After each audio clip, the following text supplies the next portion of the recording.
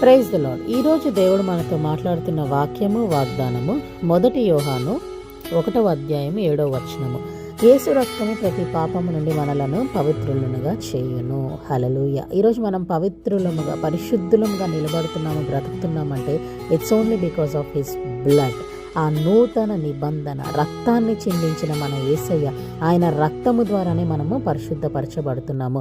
ఆయన రక్తంలోనే మనకు స్వస్థత, విడుదల, పాపము నుండి విడిపించాడు దేవుడు. మరి ఎందుకు పాపములను రక్తము వలె అని ఎర్రనివిగా ఉన్నాయని యెషయా ప్రవక్త గారు రాశారు? ఎందుకు వాక్యం ద్వారా మాట్లాడారు అంటే, మన పాపములన్నీ కూడా ఎర్రగా ఉన్నాయంట. అంటే ఎరుపు రంగుతో పోల్చారు. ఆ ఎరుపు రంగు, ఆ పాపముని మరి యేసయ్య రక్తమే, ఆ రక్తమే ఈ ఎరుపు పాపములను తుడిచివేస్తుంది. ఎలా తుడిచివేస్తున్నాయి?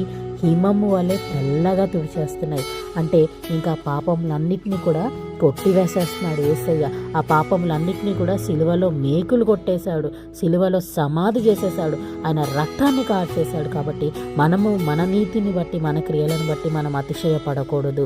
ఆయన రక్తము ద్వారానే మనము నీతిమంతులము, ఆయన రక్తము ద్వారానే మనము పరిశుద్ధులము, ఆయన రక్తము ద్వారానే మనము పవిత్రులము. కాబట్టి ఏ పాపము చేసిన పాప విమోచన, పాప క్షమాపణ మనము హృదయపూర్వకంగా నూతన హృదయముతో నూతనముగా మన పాపములను ఒప్పుకొని ఆయన ఆత్మతో నింపబడినప్పుడు ఆయన నీ పాపములను నేను గుర్తుపెట్టుకోనని హెబ్రీయులలో సెలవిస్తున్నారు. పాపములన్నిటిని తుడిచేశాడు. ఆయన ఎంత త్యాగాన్ని చేశాడు.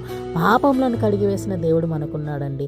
ఇంకేం కావాలి మనకి? కాబట్టి ఆయన రక్తాన్ని ప్రతిరోజు మనం ధ్యానించి, ఆయన సిలువను ధ్యానించి ఆయనకు మేలు తెచ్చే బిడ్డలం వల్లే ఉండాలి. మే the lord bless us and give us peace. Have a fruitful day.